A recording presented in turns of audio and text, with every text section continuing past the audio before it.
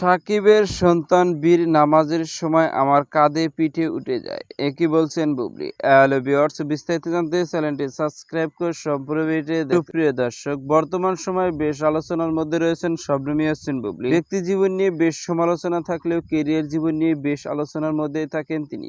একাধিকে cinema কাজে ব্যস্ত থাকায় মাঝে মধ্যেই দেখা যায় ছেলে বীরের সঙ্গে অনেক খুনসুটি মুহূর্ত কাটায়, আবার মাঝে মধ্যে ছেলে বীরকে নিয়ে অনেক কথাই বলেন সোশ্যাল মিডিয়ায়। ঠিকই তেমনি মঙ্গলবার একটি টেলিভিশনে দেওয়া এক সাক্ষাৎকারে ছেলে বীরকে নিয়ে অনেক কথাই বলেন। সেখানকার উপস্থাপক বলেন, ছেলে শেহজাদ খান বীরের সঙ্গে ঈদ কেমন কাটলো? এমন প্রশ্নের উত্তরের জবাবে শবনম ইয়াসমিন বুবলি বলেন, আলহামদুলিল্লাহ ভীষণ ভালো। সন্তানের সঙ্গে ঈদের এই সুন্দর সময়গুলো সারা জীবন বেঁচে থাকে। আমার কাছে শেহজাদের সঙ্গে কাটানো প্রত্যেকটা মুহূর্ত ঈদের আনন্দের মতো। আমি যখন এমনিতে বাসায় নামাজ পড়ি সেই সময় শেহজাদ খান বীর আমার কাঁধে পিঠে উঠে যায়, এমনকি নিজে নিজে জায়নামাজ দিয়ে নামাজও পড়ার চেষ্টা করে। এই দৃশ্যটি সবচেয়ে আমার বেশি ভালো লাগে।